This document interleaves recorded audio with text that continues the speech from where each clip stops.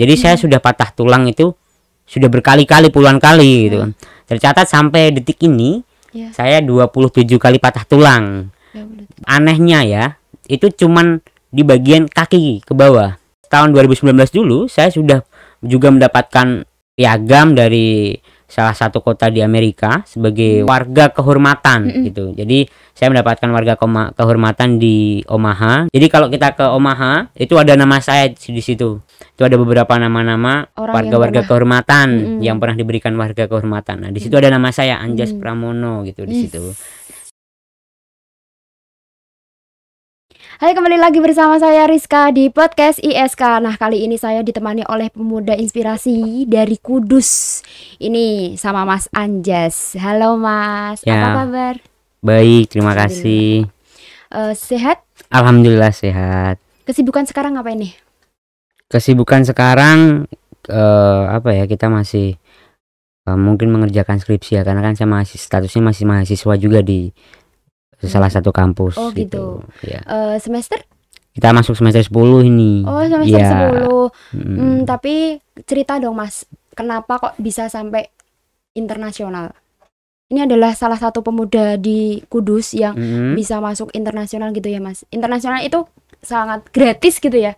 Beasiswa? Ya, so far semua beasiswa. Semua beasiswa. Jadi kebetulan memang teman-teman tahun 2019 dulu saya pernah mendapatkan beasiswa dari pihak pemerintah Amerika, dari US government, untuk mengikuti program beasiswa dari Amerika dengan dan semuanya di handle dan alias gratis dari pihak pemerintah Amerika, karena mereka mungkin tertarik dengan track record saya ya, yang di Indonesia sebelumnya memang saya concern. Kebetulan kan saya kuliah di IT, kuliah di bidang IT di Universitas Brawijaya. Kemudian alhamdulillah juga dari sejak tahun 2016 saya sering mengikuti event-event internasional dan lomba-lomba internasional, dan alhamdulillah sudah mungkin terkumpul belasan ya beberapa medali-medali internasional dan penghargaan-penghargaan internasional dan nasional. Kemudian karena memang kan saya concern kan di isu-isu disabilitas, lalu saya kebetulan mahasiswa IT di Brawijaya ya, kita comparekan lah, kita apa namanya, mix antara itu apa sih yang bisa kita bantu untuk teman-teman disabilitas. Nah, dari situ saya berangkat untuk event-event internasional. Itu kan banyak sekali penghargaan yang saya dapat, dan apa namanya, dari pihak pemerintah Amerika, mereka tertarik dengan pribadi saya. Kemudian dapatlah itu pada tahun 2019, saya hampir 2 bulan saya mendapatkan program beasiswa dari pemerintah Amerika untuk di salah satu kampus di Amerika untuk mempelajari yang namanya civic engagement atau interaksi masyarakat berkaitan tentang hak asasi manusia di sana. Yang mau saya tanyakan nih, itu pertama kali awal mula Mas mengikuti event-event itu seperti apa? Kan pasti nggak langsung ke internasional. Itu mulai dari mana? Mungkin ketika, kalau saya sejak di SMA ya, mungkin ya di SMA dulu memang sudah sering ya di SMA. Betul. Mohon maaf, SMA-nya itu SMA yang seperti kita biasa. Saya alumni SMA 2 Kudus. Betul, SMA 2 Kudus. Jember ya, Purwosari kayak gitu di situ. Di SMA 2 Kudus, kebetulan juga Fendi juga adik kelas saya, dan apa namanya, dari situ kan dari SMA memang saya dari kelas 10 ya, saya memang sering mengikuti lomba-lomba. Saya kan dulunya memang suka kayak gitu ya, maksudnya dari SMA itu memang sangat suka sekali untuk mengikuti event-event lomba-lomba baik skala kabupaten, nasional dulu kan ya. Dan alhamdulillah dulu juga tempat kelas 11 awal kalau nggak salah itu. Kelas 11 awal saya mengikuti lomba internasional juga. Tapi tempatnya di Indonesia pada waktu itu kalau nggak salah di Jakarta. Nah, di lomba itu lomba internasional pertama saya. Kemudian tapi gagal, kalah, maksudnya kita nggak mendapatkan medali sama sekali. Nah, itu kalau nggak salah lomba inovasi atau riset, kalau zaman dulu karya ilmiah remaja ya kita nyebutnya, anak SMA, KIR gitu. Nah, kemudian dari SMA, masih di SMA, kemudian saya mulai ikut lagi. Habis itu di kelas 11 juga saya mengikuti event, kebetulan lolos untuk mewakili SMA 2 Kudus dan mewakili Kudus dan Indonesia di lomba matematik, Olimpiade Matematika pada waktu itu di Singapura, Matematik Olimpiade di Singapura. Itu tahun tepatnya saya lupa, yang pasti saya kelas 11 kalau nggak salah. Mungkin ya sekitar 2014 2015 kayak gitu, Mbak. Nah, dari situ kan saya mulai, wah, memang dari dulu memang karena SMP saya itu kan dari SMP yang maksudnya yang nggak ada kan kayak event-event kayak gitu kan, kita masih jarang SMP ya. Dan kebetulan saya juga nggak begitu aktif di SMP gitu kan. SMP-nya kalau boleh tahu di SMP mana? Untuk SMP saya di SMP 2 Gebok.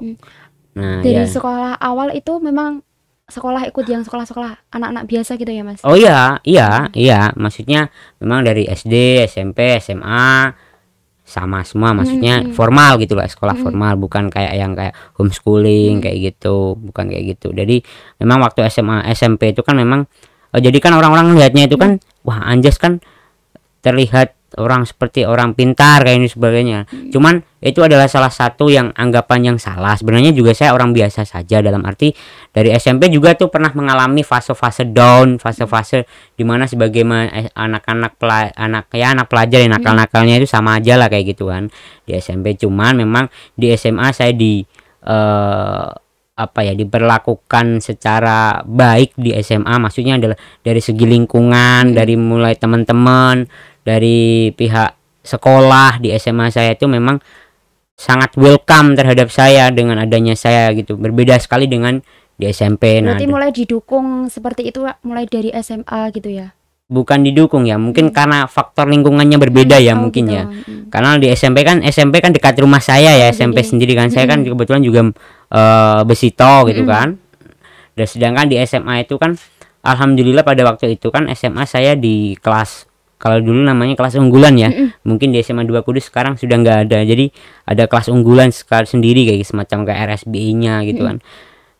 Saya di situ dan alhamdulillah dari pihak lingkungan teman-teman, dari pihak tenaga pendidik, guru, bahkan kepala sekolah pada waktu itu juga sangat mensupport sekali gitu. Nah, dari situlah saya mulai bisa berkembang, hal yang nggak bisa saya dapatkan ketika di sebelumnya di SMP kayak gitu. Dari SMA gitu saya mulai termotivasi, merasa kayak sampai sekarang lah saya masih merasa utang budi terhadap alma mater SMA 2 Kudus dan juga teman-teman dan juga lingkungan dari tenaga pendidik, Bapak Ibu guru saya di SMA 2 Kudus. Nah, dari situ saya mulai aktif nih lomba riset, kemudian ikut lomba Olimpiade Matematika kayak gitu. Kemudian kita ikut lomba debat bahasa Inggris dan juga pernah juara 1 provinsi juga pada waktu itu. Ya alhamdulillah semua itu kita sebagai modal saya. Terus kemudian ketemulah di Brawijaya, lingkungan yang sama-sama mereka juga sangat mensupport, mungkin lingkungan yang juga teman-teman di sana juga sangat dari dosen dan sebagainya, tenaga pendidik juga sangat welcome kayak gitu. Dan alhamdulillah di masa perkuliahan total sudah ada 16 medali internasional, baik dari perak, perunggu ataupun emas sudah kita dapatkan, dan beberapa penghargaan nasional dan internasional yang lain bisa kita dapatkan gitu, Mbak. Sudah masuk ke negara mana saja nih? Total negara mungkin ada 8 negara. Seperti kalau di ASEAN itu masih ada Malaysia, Singapura. Kemudian kalau di skala Asia itu ada China, terus Taipei, China, Taiwan itu. Kemudian ada di daerah Korea, kemudian di Jepang. Kemudian untuk yang di tingkat globalnya sedunia itu kemarin alhamdulillah saya sempatkan di Qatar, dan yang terakhir itu yang di Amerika itu tadi. Sampai kemana-mana ya Mas?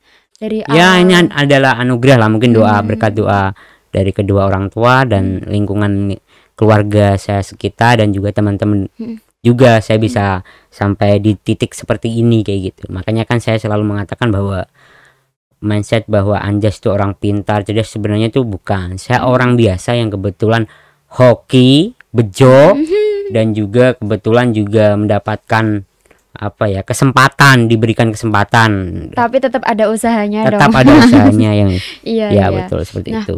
Mohon maaf nih sebelumnya, untuk keadaan fisiknya itu mulai dari kecil atau gimana ya kalau dijelaskan, mungkin kayak kuliah itu ada 6 SKS ya, tapi coba saya jelaskan secara singkat aja lah pada teman-teman ya. Jadi itu memang kalau dari lahir tidak sebenarnya Mbak ya. Kalau dari lahir sebenarnya tidak. Pada waktu itu memang saya lahir juga seperti anak-anak biasa gitu kan. Cuman dulu itu ternyata saya ketika mungkin baru usia berapa bulan itu, ketika bayi itu saya ternyata sering nangis gitu kan. Kalau anak bayi dulu kan mungkin miring, terus kemudian kayak tengkurap kayak gitu kan anak bayi gitu kan, tiba-tiba menangis dan sebagainya gitu. Nah ternyata setelah dibawa ke dokter ternyata patah tulang.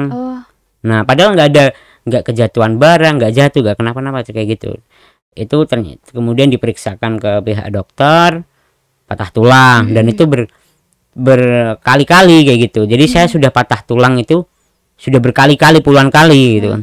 Tercatat sampai detik ini saya 27 kali patah tulang. Dan itu cuman, bukan anehnya ya, apa ya, anehnya ya itu cuman di bagian kaki ke bawah. Jadi dari sini ke atas itu nggak apa-apa. Misalkan saya jatuh kayak gitu kan, yang paling riskan yang kaki. Nah kayak gitu. Terakhir saya kan kecelakaan itu tahun 2020 kemarin, 2020 bulan Oktober atau November gitu. Nah dari situ kemudian, dari dulu orang tua itu sempat membawa ke ya, namanya orang tua kan pasti ingin ya tahu anaknya supaya semua penyakit ini clear, maksudnya permasalahannya seperti apa, solusinya kayak gimana kayak gitu.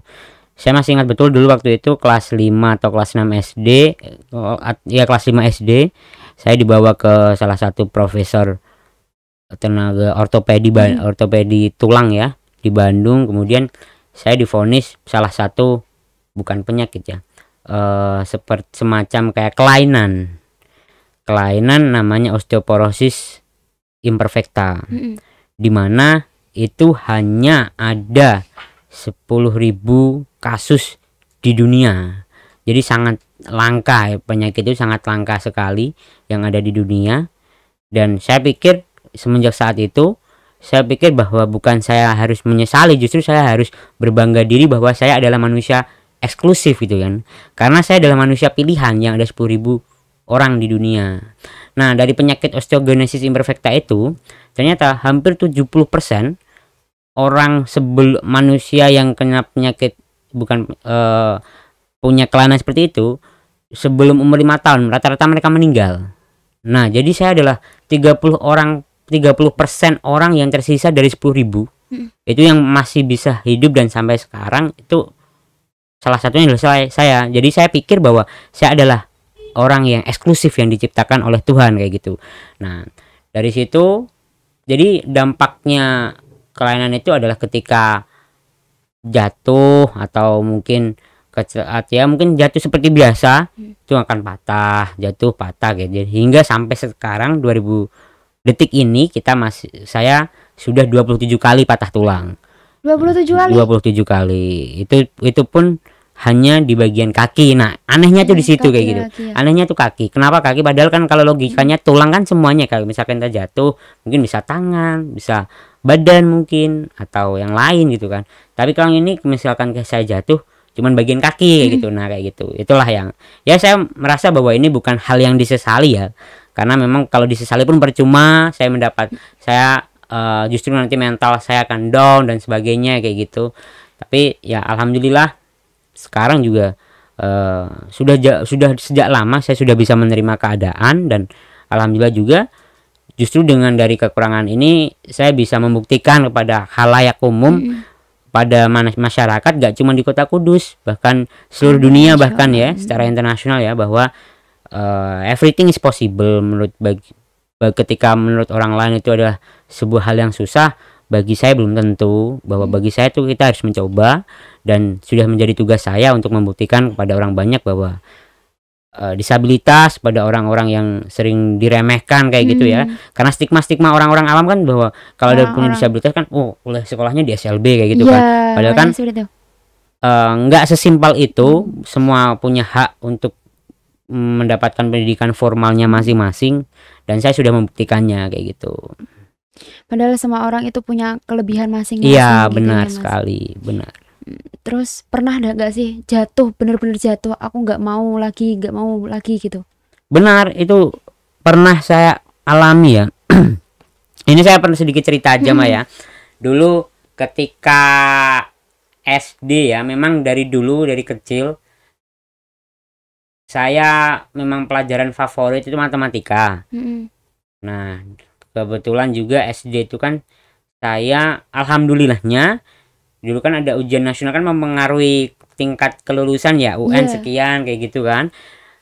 Alhamdulillah tahun 2000 berapa ya itu, 2000 sekitar 2000 ya, berapa belas tahun yang lalu ketika saya SD, nilai UN saya alhamdulillahnya mendapatkan nilai sempurna 100 kayak gitu. Dengan total average UN saya itu 9, sekian berapa lah. Intinya hampir sempurna 9, gitu ya. Sekian berapa gitu, hampir sempurna lah, jadi kayak gitu. Nah dari situ kan saya sudah pede nih, kita kan pede kan, wah saya pengen dari SD udah bagus nilainya. Dari SD juga dulu saya sering lomba-lomba juga. SD kan memang saya sering ikut lomba, kalau zaman dulu namanya LCC kalau nggak salah, lomba cerdas cermat gitu ya. Nah saya pernah juara 1 di kecamatan Gebok pada waktu SD gitu. Nah, dari situ kan kita udah pede bahwa kita ingin keterima di SMP dalam arti favorit ya kayak gitu. Sekolah SMP favorit. Karena kan semua orang tua lah, bahkan semua siswa juga kan pasti pingin anaknya, dianya untuk bisa sekolah di tempat yang favorit kayak gitu.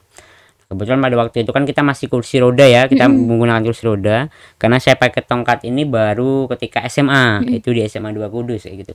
Sebelumnya saya pakai kursi roda gitu.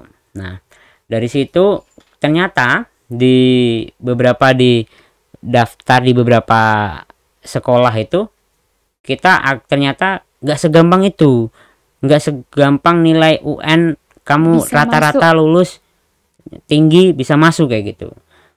Bahkan dulu sebelum saya benar-benar masuk SMP itu hampir ditolak kayak gitu. Kenapa kayak gitu kan, dengan alasan mereka bahwa ya sama kayak yang Mbak tadi katakan bahwa kok kenapa nggak ditaruh SLB aja kayak gitu kan, kayak gitu. Nah kemudian kan mental mana yang orang tua dan anak itu nggak down, nggak stres katakanlah seperti itu ya, ketika padahal nilai UN saya di antrean tuh kalau zaman dulu saya masih ingat betul sekali, tahun 2010 itu nilai UN saya tuh berada di paling atas. Jadi kan kalau kita SMP dulu kan kita harus datang ke sekolahan tiap sore ngecekin nilainya kita masih masuk gak, masuk gak, nah kayak gitu kan, manual gitu kan. Nah saya juga seperti itu, dari berapa hari itu di masuk daftar di SMP, ternyata masih paling atas. Tapi tiba-tiba dari pihak sekolahan menyarankan secara halus, menolak secara halus kita bahwa mendingan ditaruh di SMP LB kayak gitu kan. Sedangkan kan saya pikir bahwa teman-teman yang untuk di SMP LB itu kan pure untuk orang-orang yang mereka sulit untuk mendapatkan mata pelajaran atau ilmu secara linguistik itu tadi, mereka kesusahan. Sedangkan saya kan bukan seperti itu, iya kan? Iya. As long as kita masih punya pikiran, kita bisa mengikuti bisa mengikuti mata pelajaran, itu kan nggak jadi masalah. Iya. Seharusnya kan seperti itu. Iya. Nah itulah yang saya pikir bahwa awareness masyarakat di Indonesia, terutama di Kota Kudus, masih sangat minim sekali terkait hal-hal disabilitas. Itulah yang menyebabkan bahwa orang-orang pikir bahwa kalau disabilitas ya sekolahnya ya di SMP LB, di SD LB, sekolah LB lah kayak gitu. Tapi sekarang sudah bisa dibuktikan bahwasanya disabilitas itu tidak hanya seperti itu saja. Iya, ya alhamdulillahnya seperti itu. Makanya kan saya sangat ingin sekali mengkampanyekan disability awareness itu di ya lingkungan terkecil dulu lah di Kota Kudus terlebih dahulu, bahwa kebetulan kan juga saya sudah masuk di organisasi ada namanya FKDK, di situ juga menjadi untuk ruang bergerak lah, memberikan motivasi pada teman-teman. Kalau teman-teman di komunitas itu kan banyak sekali kan mereka yang putus sekolah, bahkan nggak punya ijazah, nggak pernah ikut sekolah sama sekali, banyak sekali kayak gitu kan. Nah itu menjadi saya pikir bahwa ini sudah menjadi tanggung jawab saya terutama untuk membantu mensejahterakan teman-teman yang ada di Kota Kudus terlebih dahulu kayak gitu. Terus rencana kedepannya ini seperti apa? Terutama buat pendidikan disabilitas ini. Yang pertama mungkin saya pengen lulus dulu ya. Oh iya. Karena kan memang tahun ini. Iya, itu mohon doanya gitu kan, karena juga orang tua sudah ngomel gitu kan. Tapi kan udah ditunjukkan dengan banyaknya perolehan medali yang dapat dari banyak universitas. Cuman mungkin nggak tahu juga, mungkin orang-orang mahasiswa seumuran saya yang angkatan tua itu mungkin masalah terbesar itu skripsi ya mungkin ya. Maksudnya dalam arti kayak ngumpulin niat kayak gitu kan. Kemudian juga saya ada beberapa ya usaha kecil-kecilan kayak gitu kan. Ada beberapa bisnis kecil-kecilan yang saya kita rintis mulai dari sekarang. Itu yang menyebabkan kalau mungkin kita udah kenal uang, mungkin untuk pendidikan agak sedikit goyah gitu. Nah saya berada di fase-fase seperti itu tuh gitu kan, lagi sibuk cari uang dan sebagainya kayak gitu. Nah dari situ mungkin yang untuk harapan ke depan ya saya ingin segera lulus kayak gitu. Dan intinya mungkin saya belum tahu ya pastinya kita akan tinggal di mana gitu kan, untuk berkarir di mana. Cuman yang pasti Kota Kudus akan menjadi salah satu-satunya kota di mana saya membanggakan kota ini.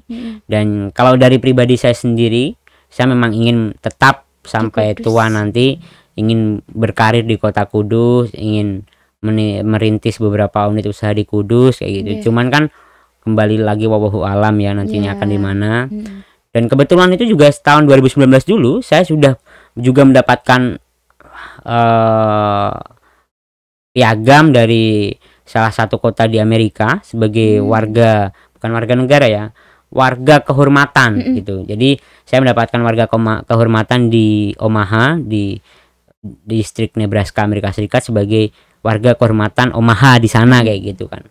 Jadi kalau kita ke Omaha itu ada nama saya di situ, di mereka punya apa namanya, salah satu kantor kalau di sini Pemda ya kita nyebutnya. Ada kantor ke pemerintahan daerah di sana.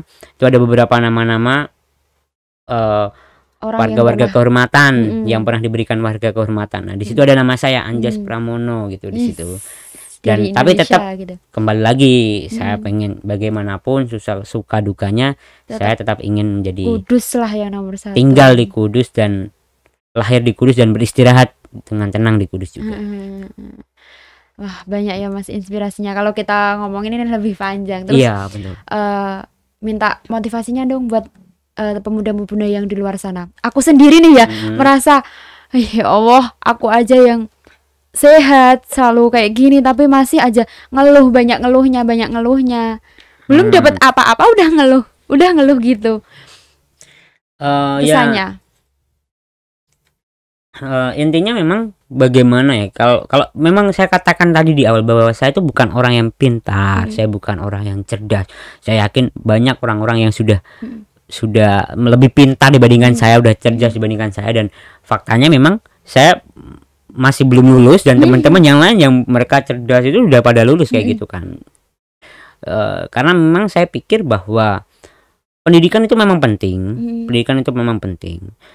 Dan terutama untuk teman-teman disabilitas juga ya kayak gitu.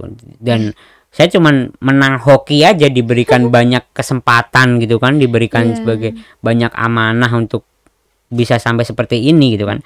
Di luar sana kan banyak sekali teman-teman yang tidak sehoki, tidak seberuntung saya bisa sekolah di SMA 2 Kudus, kemudian bisa diterima di Universitas Sekaliber Nama. Brawijaya, kemudian bisa mendapatkan beasiswa dari Amerika dan penghargaan-penghargaan lain kayak gitu kan. Cuman kan kita harus kembali ingat bahwa ini kan juga berkaitan soal apa namanya, effort atau usaha. Usaha saya juga dulunya lebih keras gitu dibandingkan teman-teman kayak gitu kan. Bahwa di mana saya berusaha untuk menjadi apa namanya, menjadi membuktikan kepada khalayak umum ya, itu juga sangat keras dari dulu, bukan enak-enaknya aja baru sekarang kayak gitu. Justru dari dulu sudah saya coba rintis lah karir saya, masa depan saya ingin seperti ini di usia seperti ini saya harus punya apa namanya, target demikian seperti ini kayak gitu. Itu sudah saya itu kan. Yang pasti kita harus tekankan lagi, everything will be okay, segalanya akan baik-baik saja selagi kita masih punya effort atau usaha untuk membuktikan ke banyak orang bahwa apapun batasan-batasan yang menurut orang yang sudah orang-orang berikan itu sebenarnya semuanya salah. Kita ingin break, kita ingin melewati limit-limit yang yang diberikan orang lain. Kadang kan banyak omongan kayak gitu kan. Justru yang memberikan limit itu kan diri kita sendiri harusnya. Kalau kita nggak coba, kita nggak akan pernah tahu bahwa ya gagal, oke lah, gagal 1 kali, 2 kali, 3 kali gitu kan. Dalam dunia bisnis pun kayak gitu kan, kita pasti banyak sekali kan yang hal-hal demikian. Nah, tapi itulah jalan hidup saya kayak gitu yang harus kita coba dan harus kita lewati bersama-sama kayak gitu. Bisa saya petik kesimpulannya itu bahwasanya kita hidup itu memang penuh banyak rintangan, yang penting itu usahanya gimana, terus tunjukkan bahwa kita itu pasti mempunyai sebuah kelebihan dari orang-orang, meskipun punya kelemahan pasti ada kelebihan dari orang tersebut gitu ya. Betul sekali, dan yang penting jangan lupa doa dan usaha gitu ya, terutama dari kedua orang tua. Iya, orang tua adalah doa yang paling manjur gitu ya. Terima kasih Mas Anjas sudah mau kesini, dan jangan berhenti untuk memberi inspirasi untuk kaum muda yang ada di sana. Siap, terima kasih. Saya jadi pengen nangis gitu loh mendengarkan saya saja yang seperti ini nggak bisa apa-apa gitu. Terima kasih semoga menginspirasi buat semuanya ya. Mungkin kali ini kita bisa berbicara dengan Mas Anjas, semoga menginspirasi buat semuanya. Dari saya terima kasih. Wassalamualaikum warahmatullahi wabarakatuh.